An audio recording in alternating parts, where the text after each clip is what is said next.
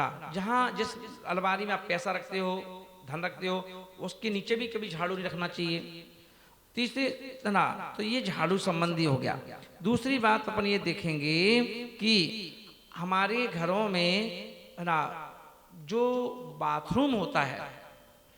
और कभी कभी वो घर में अटैच भी होता है, तो हमें ये ध्यान रखना चाहिए कभी भी घर का जो बाथरूम है वो गीला नहीं होना चाहिए।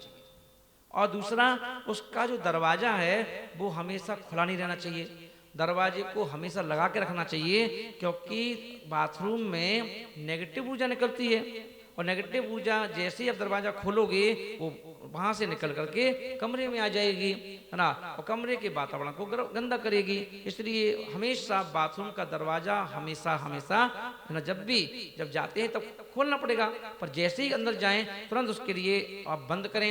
वापस आएं तुरंत बंद करें, इस बात का ध्यान रखना चाहिए।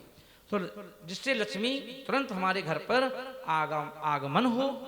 है ना, और आपके अधरों पर मुस्कुराहट हो, तो इस बात का ध्यान रखना चाहिए। तीसरी बात अपन ये देखें कि आपकी घर की छत पर आपको ये देखना पड़ेगा कि छत पर लोहा लंगड़, टूटा फूटा लोहा सामान इकट्ठा तो नहीं रखा हुआ है, कोई तार तार बांध करके नहीं रखा गया है ना, तो उन सबको वहां से छत को खाली कर दीजिए, है ना, इस बात का भी ध्यान रखना है। और उसके अलावा अपन को देखें, चौथा पॉइंट ये है, घर के जो घर होता है चौकोर में होता है, तो उसकी 8 दिशाएं होती हैं, उत्तर दक्षिण पूर्व पश्चिम और ईशान आग्नेय नैऋत्य वायव्य। तो जो नैऋत्य कोण है, जो नैऋत्य कोण,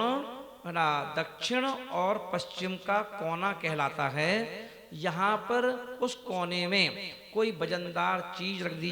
रखी होना चाहिए, यहाँ पर कोई वजनदार चीज रख दीजिए। उसके ऊपर भी, छत पर अगर छत है तो छत के ऊपर भी आप भारी चीज रख सकते हैं, और उस कोने में भी भारी चीज रख दीजिए। तो नैऋत्य कोण जब मजबूत होता है और वजनदार होता है तो घर में धन का आगमन होता है, इस बात का भी ध्यान रखना चाहिए। और वहीं पर यदि अपन देखें